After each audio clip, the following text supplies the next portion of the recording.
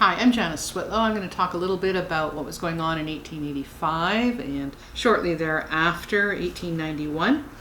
The Dominion Franchise Act of 1885 was the last important measure which need be noted in this connection in terms of Parliament's activities at the time.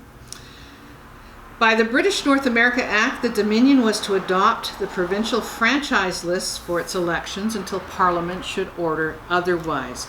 Sir John Macdonald decided, after 18 years' use of the provincial lists and 6 half-hearted attempts to change the situation, that the Dominion should set up its own standard in order both to secure uniformity and to preserve the property qualifications which Ontario and the other provinces were throwing overboard. The opposition contended that this was an attack upon provincial rights. The argument was weak. There could be no doubt of the constitutional power of the Dominion in this matter.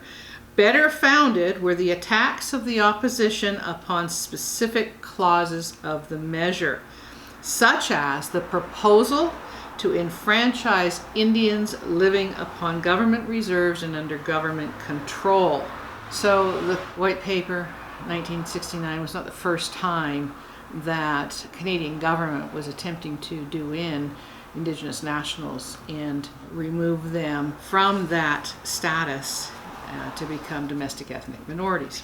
Also, the proposal to put the revision of the lists, that's electoral lists, in the hands of partisan revising barristers rather than of judges is an example of how lawyers have also formed an important rung in Canadian government efforts to effect its ends. Rather than judges, the Conservatives proposed, but did not press the point, to give single women the franchise, and the Liberals opposed it. After months of obstruction, the proposal to enfranchise the Western Indians was dropped.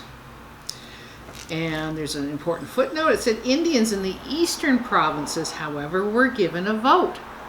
This gave rise to one of the most artful yet amusingly simple electioneering documents on record. In the Hadamond, Ontario election of 1891, the Conservative candidate, Dr. W.H. Montague, afterwards Minister of Agriculture, had the following circular distributed on the Indian Reserve with the Royal Coat of Arms at the top, titled "For Indians Only." To the Indians, the Queen has always loved her dear loyal subjects, the Indians. She wants them to be good men and women, and she wants them to live on the land that they have. And she expects in a little while, if her great chief John gets into government again, to be very kind to the Indians and to make them very happy. She wants them to go and vote, and all to vote for Dr. Montague, who is the Queen's agent. He is their friend, and by voting for him, every one of the Indians will please Queen Victoria. Liberal, or rather conservative, supplies of firewater effectively backing up this touching appeal of the Queen. So often it's said, well, enfranchising the franchise was extended, the right to vote was extended in 1960, but they're nationally for Indigenous, for quote-unquote Indians. But there are examples of how they were approached, and there's quite a clear indication of manipulation that was affected in that particular election, and that's all I have to say.